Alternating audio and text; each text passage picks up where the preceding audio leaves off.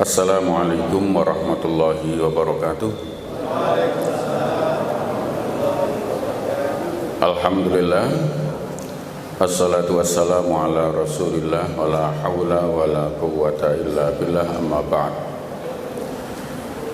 Yang kita hormati bersama Bapak Ketua Pembina Yayasan, Bapak Rektor, Ketua Tamir Masjid, seluruh sivitas akademika Universitas Ngudi Waluyo, grup Rebana, apa mas? Warofa juga, alhamdulillah. Belum punya seragam tuh mas? Belum. Ini mumpung ada Pak Rektor tak tembung ke sisani loh mas. Ya alhamdulillah, Bapak Ibu sekalian. Loh, performan penting Pak Rektor. Wah, nanti satu saat tampil ada simbolnya kampus kan dahsyat mas ya. Wah, langsung amin Prof. Bapak Ibu sekalian yang dirahmati Allah, alhamdulillah siang ini bisa silaturahim dalam keadaan sehat walafiat. Mudah-mudahan pertemuan kita diberkahi Allah Subhanahu wa taala. Amin. Salat salam kita sampaikan pada Rasulullah Muhammad sallallahu alaihi wasallam. Bapak Ibu saudara sekalian yang dirahmati Allah, alhamdulillah saya akhirnya masuk juga ke kampus Universitas Ngudi Waluyo yang hanya sering saya lewati di jalan rayanya karena jajan ke Yuktun, Bapak Ibu. Nah, usulannya yang dirahmati Allah, ya kan muter situ, sering ke situ. Alhamdulillah bisa hadir di sini, ternyata cukup menarik buat saya. Kampusnya cukup luas, tapi yang lebih menarik buat saya adalah masjidnya di pintu samping pintu gerbang di pinggir jalan raya, tampilannya cukup bagus. Mudah-mudahan bisa menjadi tanda keberkahan buat kampus ini. Aku rada rapenau masjid karo kampusku sampai iki masalah itu. Nah, gitu loh Bapak yang dirahmati Allah. Hari ini kita memperingati Isra dan Mi'raj. Saya ingin mencoba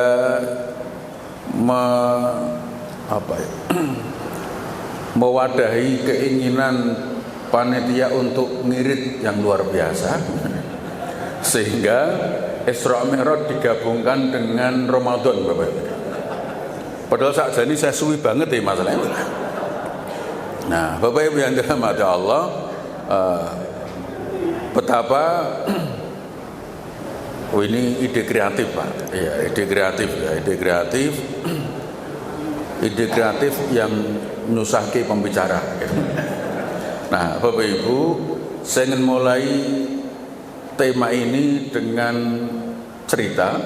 Yang cerita ini mudah-mudahan dari nanti yang akan saya sampaikan mewadahi tema besar kita, atau terwadahi oleh tema besar kita. Menjelang Isra Mi'raj ada peristiwa yang luar biasa, yang itu secara mental mengguncang Bapak Ibu, sehingga peristiwanya tahunnya sampai disebut dengan Amul Huzni, tahun duka cita, karena Rasulullah ditinggal wafat orang yang sangat dicintainya. Ini bagian ini penting banget bagi ibu-ibu. Rasulullah itu menangis ketika istrinya wafat. Jadi Bapak, menangis itu sunnah. Jadi kalau istri kita meninggal sebaiknya nangis, minimal kin roto pantes lah. Masa orang nangis babar belas. Ya, didatangi dosen-dosen pada datang, Pak ikut bolos sungguh Pak ya, santai wae Mas. Biasa aja, ndak baik Bapak Ibu ya, minimal menunjukkan rasa duka. Kalau bisa ya betul-betul berduka Bapak Ibu. Sebagaimana yang dialami Rasulullah Rasul itu berduka ketika istrinya meninggal dunia, sampai tahun wafatnya disebut Amul Khuzni, tahun duka cita. Mengapa? Karena Rasulullah itu amat sangat besar cintanya kepada Khadijah.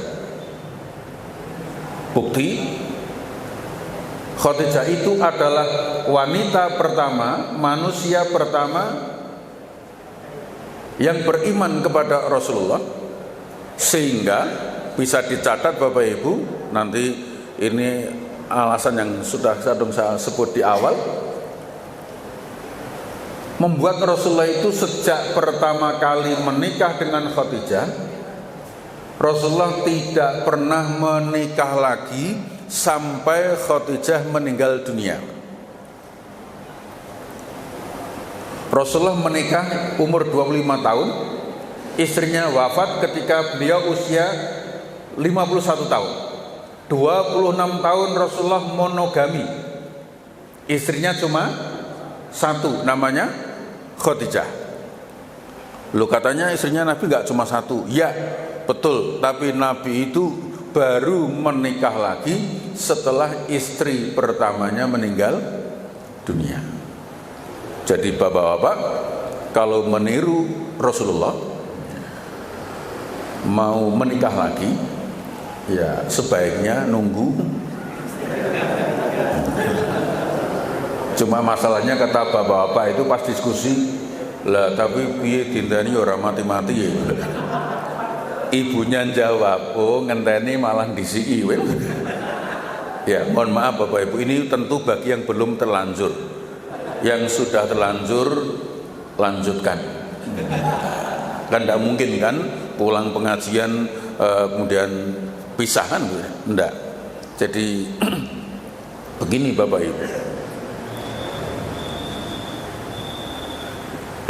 Rasulullah itu sangat besar cintanya kepada Khadijah, nanti terjawab di Madinah dengan sangat indah.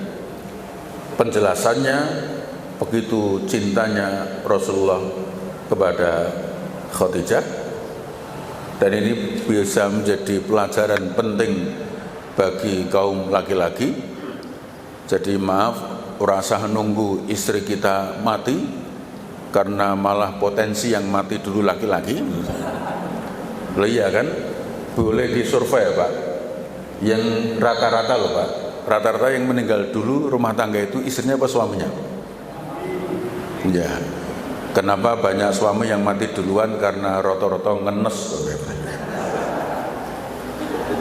Loh, mohon maaf, pernah dengar cerita harimau jantan pacaran dengan singa betina Pak? Berarti singa betina pacaran dengan macan jantan. Semua binatang minggir Pak, karena yang pacaran kelas berat Pak. Gajah minggir, banteng minggir, tapi ada binatang kecil yang berani mendekat. Oke.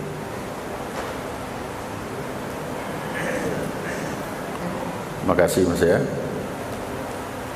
Bapak Ibu yang dirahmati Allah, semua binatang minggir Pak. Hanya ada satu binatang kecil yang berani mendekat Pak, namanya kucing Pak. Kucing itu mendekat ngomong sama macan, "Can, rasa sombong. Kowe rasa ganggu, aku ora mengganggu, mengandani sedul wae. Nopo? Can, tak kandani Can. Nopo? Kowe rasa gaya. Kenapa? Aku mbiyen ki asline macan. Begitu nikah dadi kucing kok." Ngono ki Bapak yang dirahmati Allah Subhanahu wa taala. Cukup menarik loh. Kadang-kadang loh Pak, ya Allah Bu, dosen laki-laki neng ruang kelas iso emosi, gebrak meja, rapat nesu, neng dalan mobil kesenggol spione, muah, begitu masuk rumah meong, lemes meneh. Nah, Bapak Ibu yang dirahmati Allah Subhanahu wa taala. Iya. Nah, Bapak Ibu yang dirahmati Allah, tenang Pak, enggak usah tersindir Pak, wong koncone akeh Bapak. Bapak Ibu yang dirahmati Allah. Nah, kisah lanjutkan, ini hanya intermezzo sebentar. Rasulullah itu begitu cinta kepada Khadijah sampai kemudian terbukti tidak menikah lagi selama hidup bersama Khadijah sampai Khadijah wafat. Karena yang pertama, Khadijah itu wanita pertama, manusia pertama yang beriman kepada Rasulullah. Sejarah mencatat Nabi Lut dakwahnya sedikit bermasalah karena gangguan istri. Nabi Ibrahim kuat menghadapi ujian karena dukungan istri. Nabi Ismail menjadi pemuda hebat karena didikan ibu. Umar bin Abdul Aziz itu tegar karena punya istri yang luar biasa.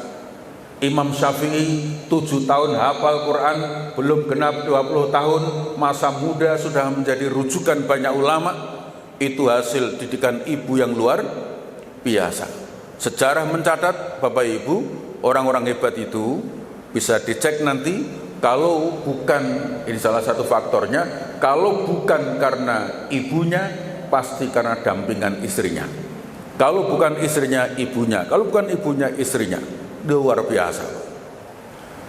Nabi Lut itu dakwah berat karena tantangan terberatnya istrinya. Lo coba khotib Jumatan berkhutbah. Hadirin yang berbahagia, mari kita jaga keluarga kita, istri kita dengan baik. Sing mburi bengok, alah bojomu ruwet to bos. Udah selesai Pak. Iya Pak. Iya. Nabi Ismail itu ketika menginjak usia mumayyiz, kemudian iso tanya kepada ibunya. Sejak lahir dia belum sempat lihat bapaknya. Kemudian ketika dia bertanya, "Ma, papa mana kok nggak pernah pulang?" Coba, ini rumit loh Pak. Bagi seorang Hajar, seorang ibu tiba-tiba ditanya posisi ayahnya di mana, sementara Nabi Ibrahim itu ditelepon nggak diangkat, di WA centang 1, iya, di SMS nggak masuk Pak, lost kontak.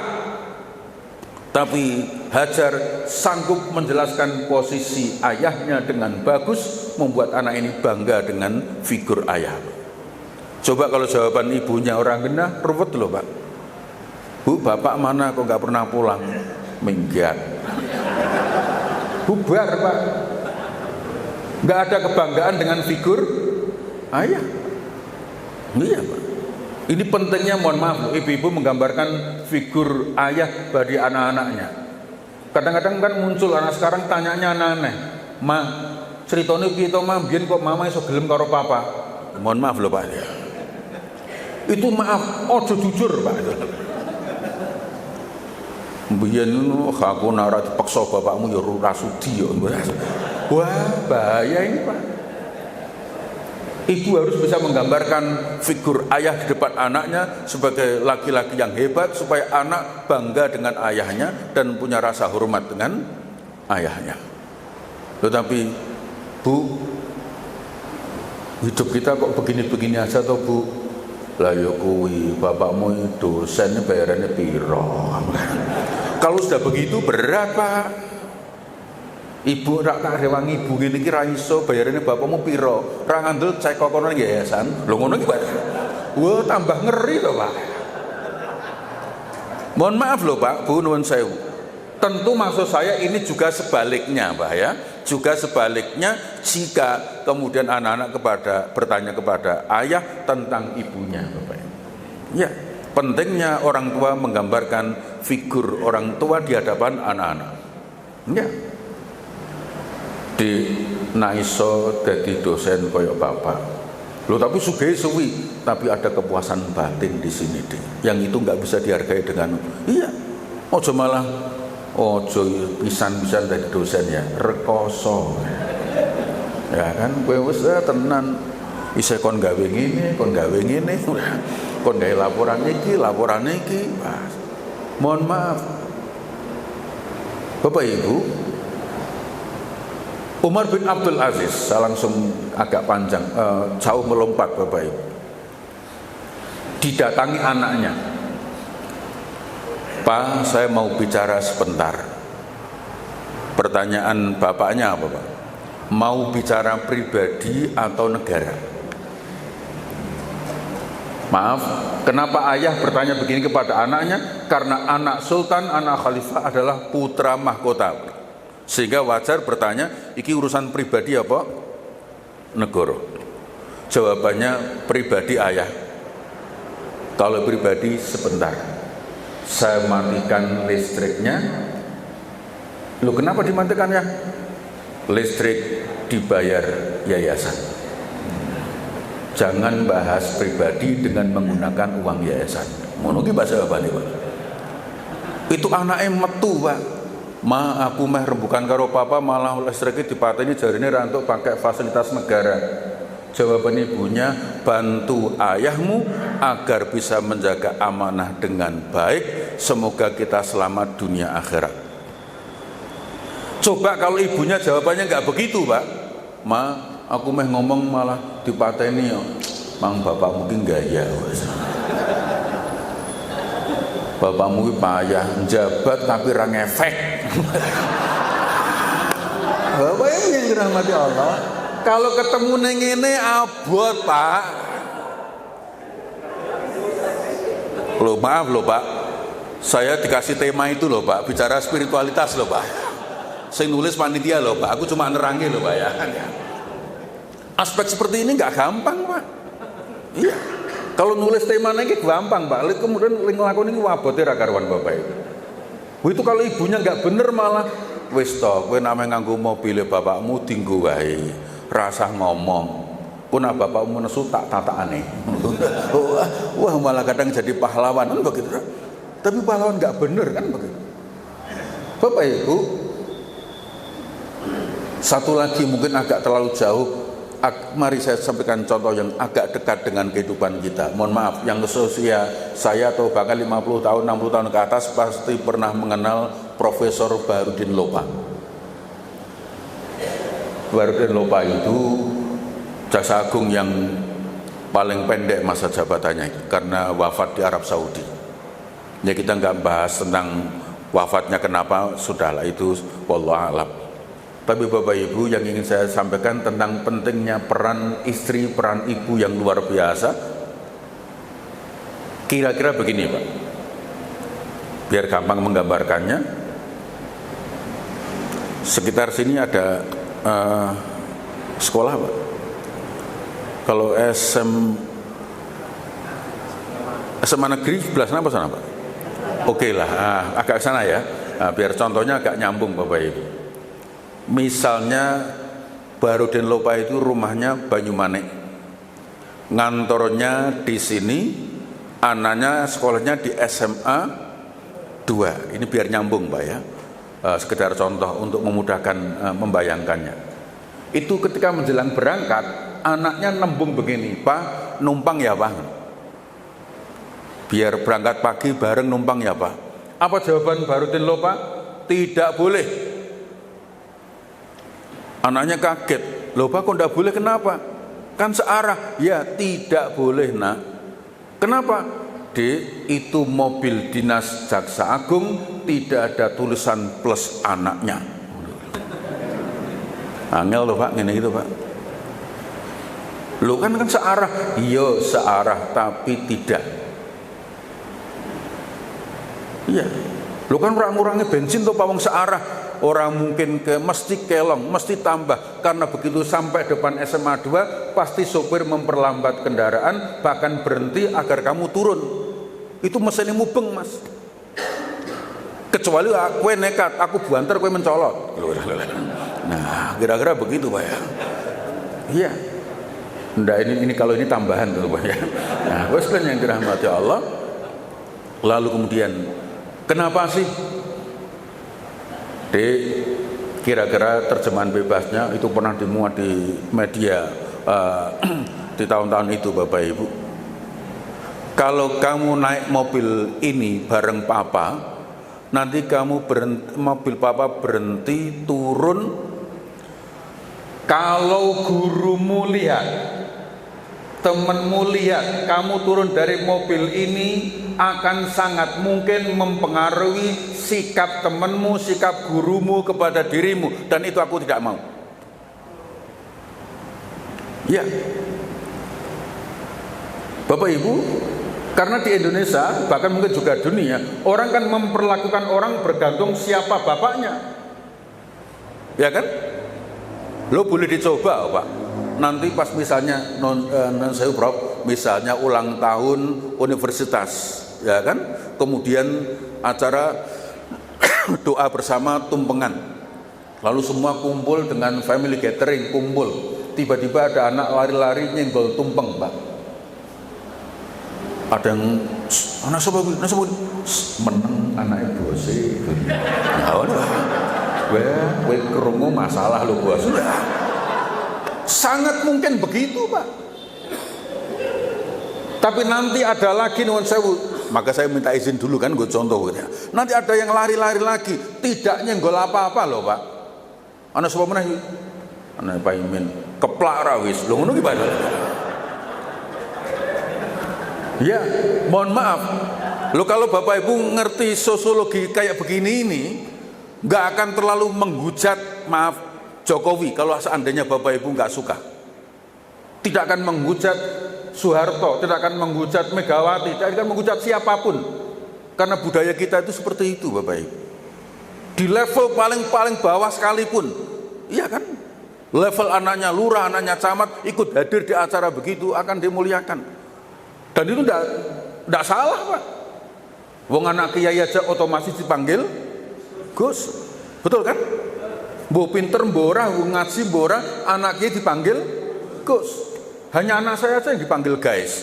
Ya, Bapak Ibu yang dirahmati Allah. Iya. Begitu loh Bapak Ibu. Iya. Ini harus kemudian kita fahami. Apa kemudian kata ibunya terhadap masalah ini? Kamu naik angkot, jangan ganggu ayahmu. Coba ini jawaban ibu yang luar biasa. Loh itu kalau tidak ibunya tidak begitu, istrinya tidak begitu, pasti geger dewe loh Pak. Kowe ngerasa gaya. Kancamu ngono kabeh. Loh coba. Akan jadi kalimat-kalimat yang tidak bagus. Tentu ini memang tidak gampang menjalaninya, dibutuhkan kesadaran spiritualitas yang sangat tinggi untuk sampai di level itu, Bapak Ibu. Ya. Bapak Ibu yang dirahmati Allah Subhanahu wa taala. Yang kedua, Bapak Ibu, Khadijah itu tadi saya sebut wanita pertama yang beriman kepada Rasulullah. Ketika Rasulullah itu menerima wahyu pertama, pulang gemeter, menggigil.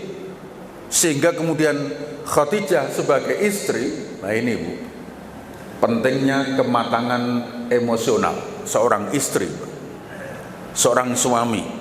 Ketika pasangannya pulang, tampak gelisah, jangan dicecar dengan pertanyaan, jangan buru-buru ingin tahu, meskipun kita sebenarnya ingin segera tahu ada apa, ada dengan masalah istri kita, suami kita. Khadijah itu langsung menyelimuti Rasulullah. Ora kakan takon, nopo Pak? Kusik itu aku tak ambekan sih. Lah yo nopo? Kusik itu aku gak wedangku tak ajane. Wedang gampang, sing penting cerita sik ya. Nopo? Ya Allah, mau aku dinesoni Pak Rektor. Lah kowe ora genah kok. Oh, malah tambahi, Pak. Aku ngerti sifatmu, mau aku rektore kowe ya tak amuk. Lho ngono iki, Pak. Iya, so akhirnya kan turu masjid to, Pak. Lho mohon maaf Bapak Ibu, ini kematangan emosional, Pak.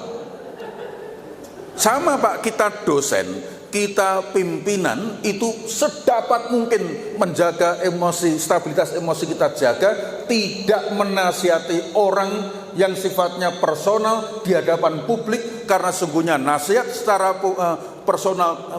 nasihat personal disampaikan di depan publik itu bukan nasihat tapi mempermalukan. Ya. Jadi kalau misalnya entah mahasiswa ada masalah, mohon sekali-kali jangan sampai mahasiswa kita permalukan di depan kelas, di depan mahasiswa lainnya, hanya karena kita ingin menghukum dan tampak hebat di hadapan mahasiswa. Iya. Sepanjang masih bisa diselesaikan secara personal, semua kuliah rampung, Mas nanti ketemu saya. ada yang perlu kita bicarakan. Ya kalau sudah terlambat masuk, ini contohnya mahasiswa terlambat ya.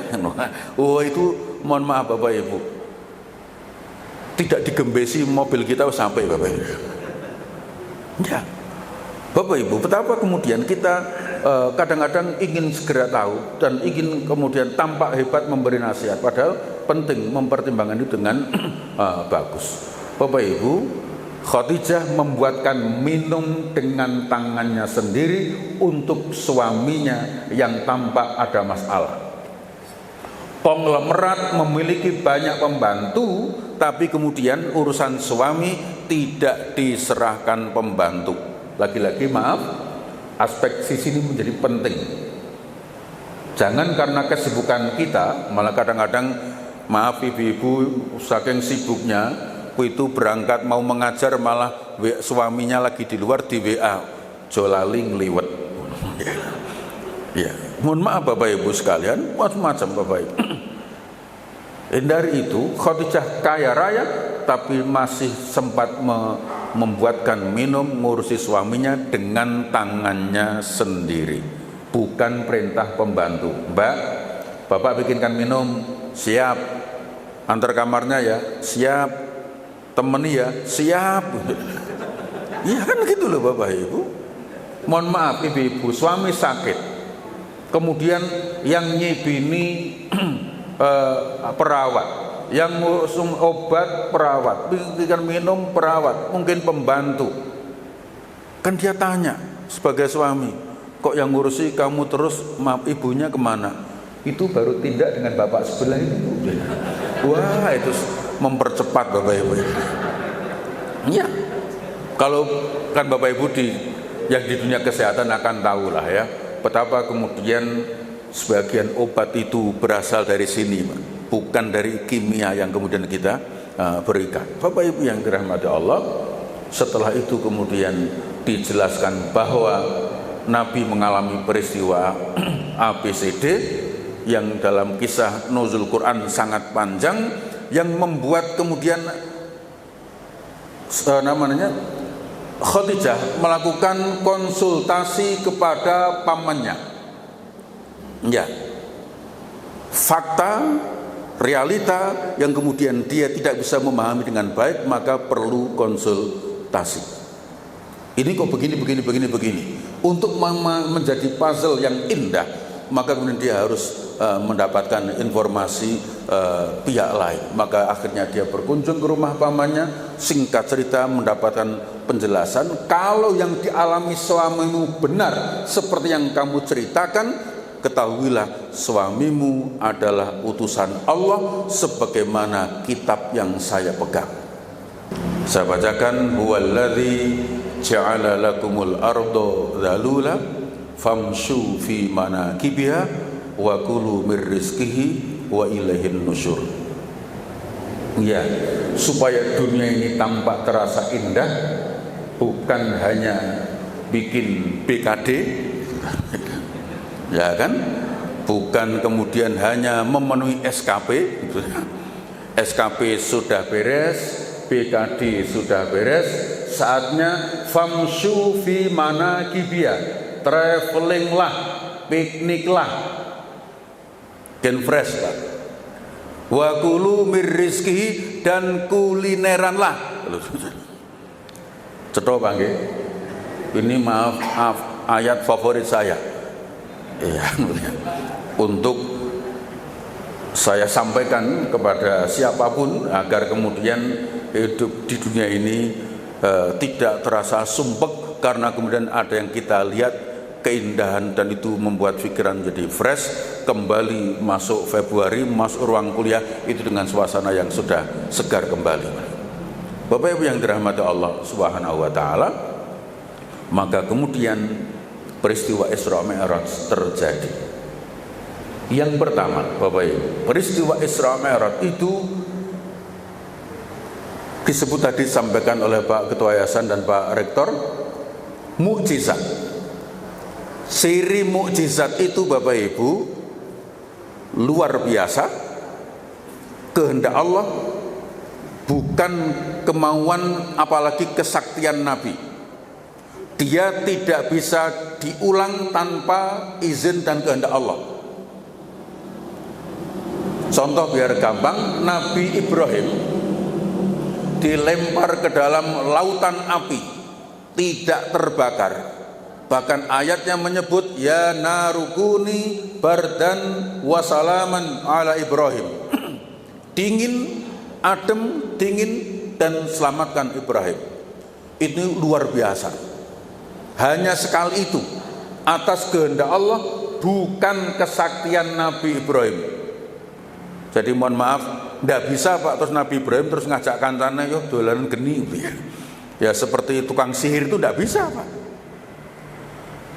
Nabi Musa tongkatnya membelah lautan itu luar biasa, terjadi hanya sekali atas kehendak Allah, bukan kesaktian tongkatnya Nabi Musa. Sebab ketika Nabi Musa dikejar Fir'aun itu pun lari Pak, dengan ketakutan. Iya, bukan nantang Pak. Lo kalau tahu sejak awal tongkatnya bisa membelah lautan, oh dikejar Fir'aun santai loh Pak. Itu malah batin, oh ya oh bos, tekan gini tak sebelah ngeluhin. Enggak Pak. Nabi Musa sendiri bingung Pak, dikejar Fir'aun begitu sampai di bibir pantai bingung terus piye. Iya, sampai dia munajat kepada Allah, akhirnya diperintah untuk memukulkan tongkatnya. Luar biasa, sekali tidak berulang kalau kecuali dengan izin Allah saja, karena itu bukan kesaktian. Maka Isra Mi'raj itu juga begitu, luar biasa, sekali terjadi hanya dengan izin Allah, bukan kesaktian Rasulullah.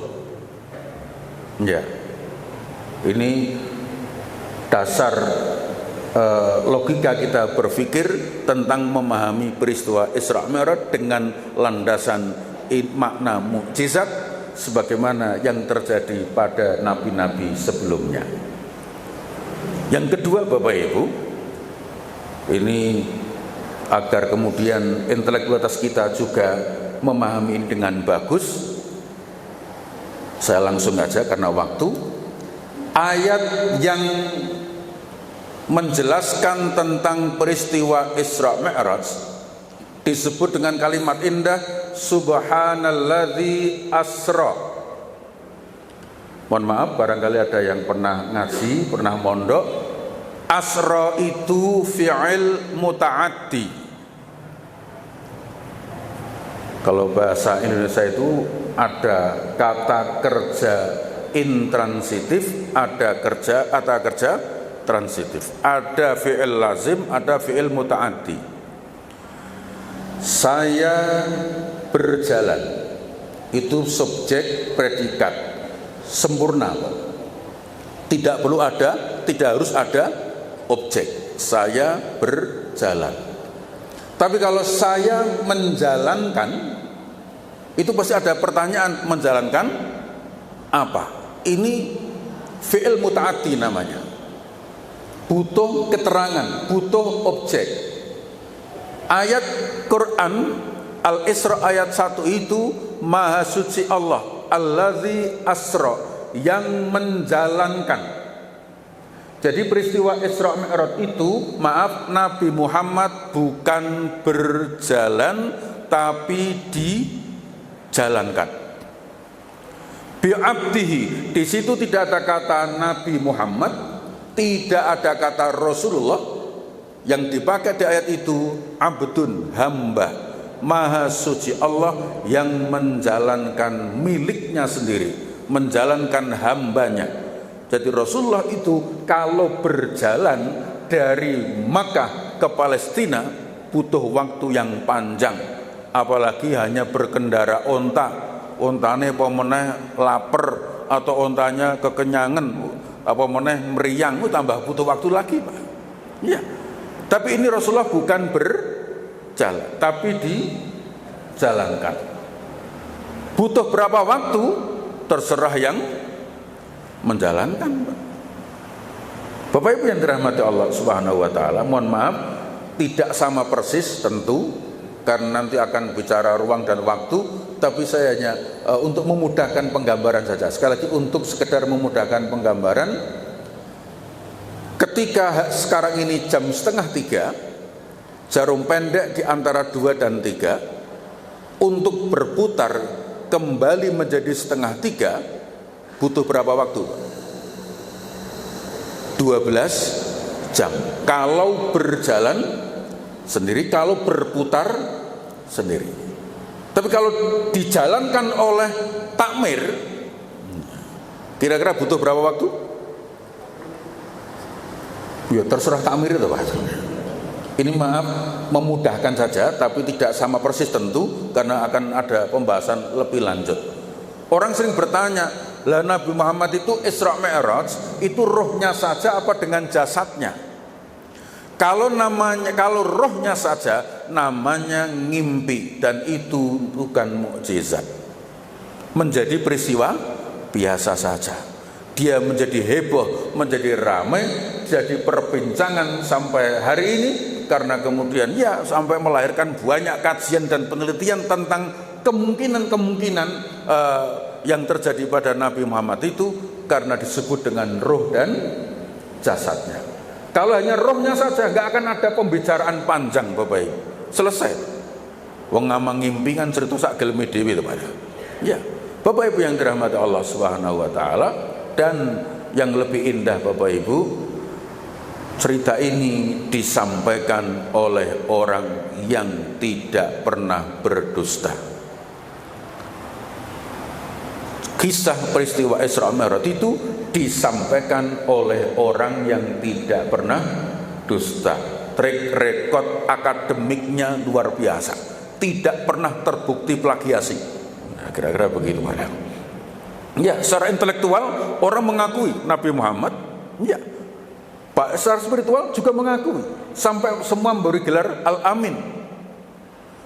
Sampai di situ kemudian Abu Bakar diberi gelar As-Siddiq, karena kemudian selalu mempercayai apa yang diucapkan oleh Rasulullah Muhammad Sallallahu Alaihi Wasallam. Dari sini Bapak Ibu, antara intelektualitas dan spiritualitas kemudian berpadu, bertemu untuk menjelaskan peristiwa Isra Mi'raj, tentu tetap dengan landasan keimanan. Sepanjang tidak yakin Allah Maha Kuasa, tentu sulit memahami Nabi Ibrahim, memahami Yunus, memahami Nabi Musa, memahami nabi-nabi yang lain tentang peristiwa ini. Nah, Bapak Ibu, dari peristiwa itu akhirnya kita mendengar dan mendapatkan pelajaran tentang perintah sholat. Sebentar lagi masuk Ramadan.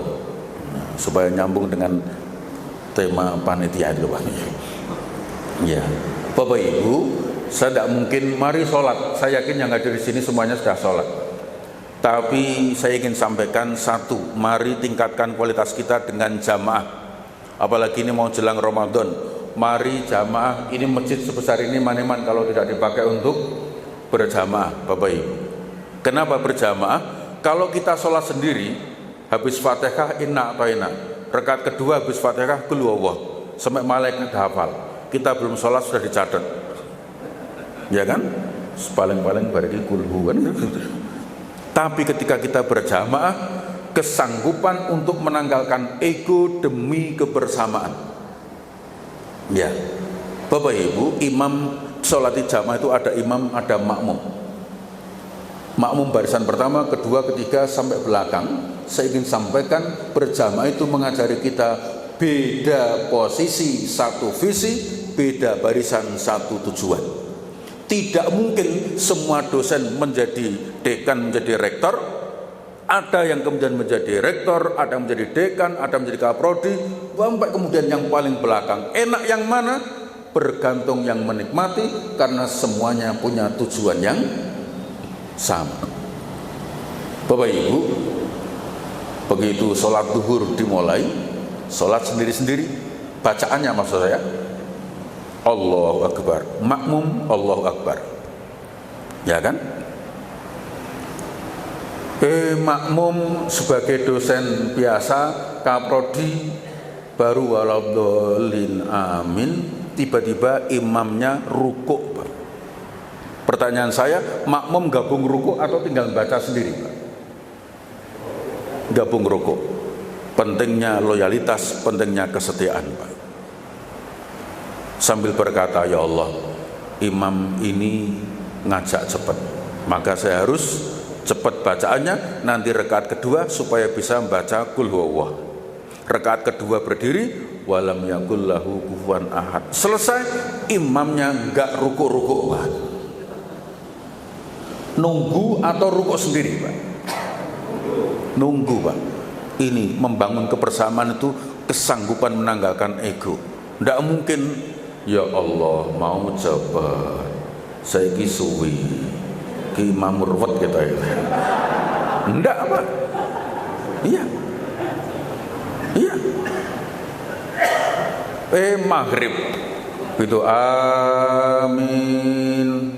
Bismillahirrahmanirrahim. Yasin. Itu yang belakang mak teratap, ya Allah Yasin. Berat ya Allah. Imam ngene iki ngeri tenan ya. Gawe target kok 4.000 mahasiswa iki gitu. Kira-kira begitu Bapak sekalian yang dirahmati Allah Subhanahu wa taala. Iya. Tapi ketahuilah Pak, yakinlah ketika imam sudah membaca Yasin, sudah menetapkannya, maka yakinlah makmum ini imam hafal, ini dalam jangkauan pasti bisa dicapai. Begitu Pak. Ojo gremeng terus, sebab gremeng terus percuma, target sudah kadung ditetapkan. Ngono lho Pak. Iya Pak. Makmum yang baik mengikuti irama pimpinan. Iya. Apa dikira kalau baca pendek semua seneng? Belum tentu Pak. Inna a'tayna kal kautsar, sing mburi batin kuwi meneh. Ngono ya aku iso bos lah. Lho kan kacau Pak. Tapi inilah resikonya imam. Kan gitu nggih Pak Rektor ya. Iya, kadang mendengar suara negatif biasa. Semakin tinggi pohon, semakin kenceng anginnya. Kalau nggak pengen kena angin kenceng, jangan jadi cemara, cukup jadi rumput. Insya Allah tidak. Itulah Bapak Ibu yang dirahmati Allah Subhanahu wa taala. Iya. Mohon maaf Bapak Ibu, ketika imam sudah menetapkan Yasin, ikuti aja, yakin nanti pasti rukuk. Selesai toh Pak? Jangan batin Bismillahirrahmanirrahim Yasin. Waduh Yasin. Iya jujur rakaat kedua waqiah. Gremeng dhewe toh Pak. Lelah Pak, tapi terus mengikuti. Dan maaf toh, enggak ada yang bantah toh makmum. Kecuali makmum nekat loh. Yasin ganti bos. Kecuali berani begitu. Dan itu nanti akan dilatih ketika kita puasa Ramadan, tarwah imamnya gonta-ganti, Pak. Ya. Tolong sekedar tambahan catatan, nanti Mas Takmir kalau nyusun jadwal, makmum sekarang itu pinter golek imam. Apalagi tadi dikatakan masjid sini banyak, Pak. Terus masjid lo sajadah gelar, imam iku meneh balik ah. Ngono ya ono, Pak. Lho iya, Pak. Oh iya. Mulai nomor bos suwi. Ya Allah, sujud suwi banget toh. Aku ndak jebul hurung kok balik meneh. Daripada pusing balik wae. Iya, maaf. Tapi itulah. Lalu enak mana imam dan makmum? Bergantung yang menikmati, Pak. Makmum paling belakang, staff cleaning service, assalamualaikum, pulang, sandal di sebelahnya persis, Pak. Ya kan? Barisan pertama, kaprodi, dekan, Rabbana atina fid dunya hasanah, amin. Ya Allah rano dalani. Rabbana atina fid dunya hasanah. Ya Allah saya kebak ya Allah. Ya Allah doaku habis ya Allah. Pak Pitoyo nggak pulang-pulang ya Allah. Loh kan begitu loh Bapak semuanya yang dirahmati Allah. Loh orang itu maksud saya semakin ke depan posisinya, semakin besar tanggung jawabnya. Jangan hanya dilihat enaknya yang di depan, tanggung jawabnya juga besar. Jangan bilang enak rektor, enggak, sama beratnya Pak. Iya kan? Kalau kaprodi hanya mikirkan prodinya saja, kalau dekan hanya mikir fakultasnya saja, kan begitu dong Pak. Kalau rektor mikir seluruhnya, pertanyaan harus bisa menjawab pertanyaan ketua yayasan. Coba Bapak Ibu. Iya. Karena tidak mungkin ketua yayasan langsung tanya kepada dosen, pasti tanyanya langsung ke rektor. Begitu jangan ngomong, wah Rektor ki nau gara takon rok. Kene sing garap perkoso takoni terus. Gimana sudah beres? Takon meneh. Ndak usah emosi karena pertanyaan Pak Rektor itu beliau butuh jawaban untuk memberikan jawaban kepada yayasan, kan begitu toh Pak. Dan itu maaf, ndak usah risau. Setiap orang dengan posisinya masing-masing. Itulah berjamaah Bapak Ibu. Ya makanya mohon maaf, saya tidak mengajak mari sholat, tapi mari berjamaah. Beda barisan, satu tujuan, beda posisi, satu visi untuk kampus yang kita cintai. Enak, nyaman, sehingga tidak ada dengki di antara kita. Dengki itu mohon maaf, lihat orang senang malah susah, lihat orang susah malah senang.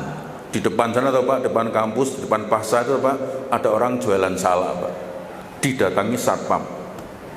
Mas, di kampus pasar sarjana malah dodolan salak nang kene karepmu piye? Kula mboten ngertos Pak, ora ngerti piye tulisan gedene kok ngene ya. Maaf Pak, saya nggak bisa membaca Pak. Wah, akhirnya sama satpam dikerjain, Mas, ngene Mas, aturannya yang jualan di situ akan dipukuli kepalanya pakai barang dagangannya. Pak ojo ngapusi, kowe rasa maca rasa ngeyel. Singkat cerita, maaf, dimasukkan plastik salaknya setengah kilo, dipukulkan kepalanya, jerit Pak. Dipukul kedua teriak-teriak, dipukul ketiga malah tertawa terpingkal-pingkal. Kowe guyu ngenyek aku, mboten Pak. Lah guyu napa? Lah niku Pak bakul duren buka dasar Pak. Bayangke kancane meh rekoso kok guyu, dengki lho Pak. Hati-hati loh Pak. Kalau temennya dapat SP kok kita ketawa, dengki yang luar biasa. Temennya gagal naik pangkat kok kita ketawa, dengki yang luar biasa. Dan lebih bahaya lagi kalau teman kita berprestasi, kita yang masuk angin Pak. Iya. Koncone dipromosi ki wis meh profesor. Ngono ki langsung madeg kok Pak. Ya Allah, kok iso? Ngono ki padahal. Ngono ki Pak. Teng greges awake Pak. Iya. Terus seminggu dikabari sekane medun. Langsung masuk angin tuh Pak. Opnam ning rumah sakit. Ya kan. Ning rumah sakit dikabari wonge sesuk pengukuhan mati yakin Pak. Maka Bapak Ibu yang dirahmati Allah, iya, mari bangun ini dengan bagus Bapak Ibu. Ya, supaya apa? Kemudian kita bisa menjadikan diri kita ya dengan Isra Mi'raj itu sebagaimana tertulis yang paling bawah itu loh Bapak Ibu. Itu mari kemudian menjadi kita wujudkan Bapak Ibu. Iya, salah satunya melalui berjamaah. Iya, kita menghijrahkan diri, membawa diri kita supaya kemudian menuju ke lebih baik melalui berjamaah. Imam dan makmum saling menghormati, saling menghargai. Insya Allah kemudian perjalanan kampus kita menjadi semakin indah, semakin indah. Tadi saya mendengar startnya begini, semakin bagus. Mudah-mudahan saya ikut mendoakan semakin keremboko, semakin bagus karena kemudian sinergi antara imam dan makmum, baik makmum barisan pertama maupun yang paling belakang. Terakhir Pak, ketika ruku kadang-kadang maaf kesenggol kepalanya. Allah berdek kesenggol. Mohon maaf. Ada nggak yang emosi kalau sholat kepalanya kesenggol? Tidak ada tuh Pak. Allah berdek masuk senggol, tidak pernah.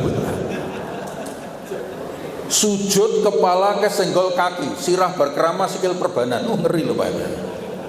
Tapi mohon maaf, dalam sholat berjamaah, dalam membangun kampus dengan berjamaah, senggolan mungkin, gesekan mungkin, salah paham mungkin, beda pendapat mungkin, beda pendapatan pasti.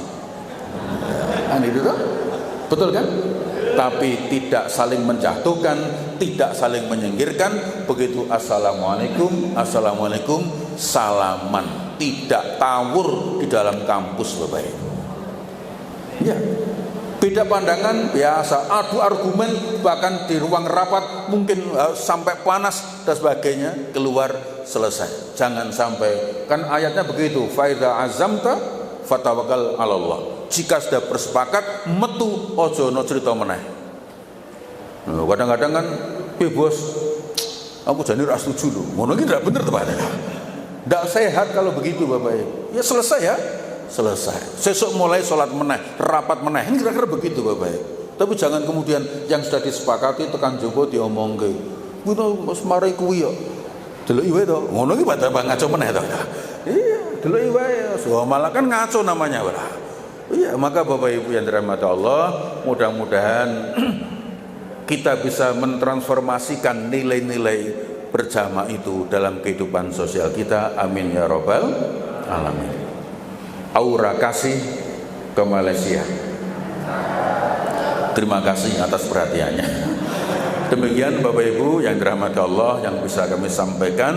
Sekali lagi cerita yang saya sampaikan mudah-mudahan bisa dijadikan puzzle-puzzle yang menyatu untuk menggambarkan bagaimana antara spiritualitas kita, bahkan rohaniah kita dan juga intelektualitas kita bisa kemudian kita arahkan menyatu menuju kepada ke arah yang lebih bagus. Amin ya rabbal alamin. Al-Fatihah. Bismillah.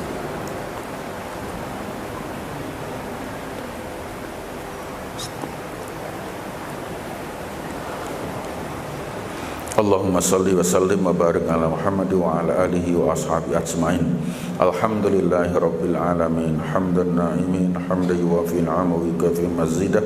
Ya Rabbana lakal hamdu kama yanbaghi li jalali wajhikal karim wa 'azimi sultanik. Allahumma ighfir lana dhunubana wa li ikhwanina alladhina sabaquna bil iman wa la taj'al fi qulubina ghillan lil ladzina amanu rabbana innaka ra'ufur rahim. Rabbana zidna 'ilman nafi'a warzuqna rizqan halala wasi'an mubaraka. Allahumma yassir lana kullal umuri wa afina min kulli hammin aw bala aw ani.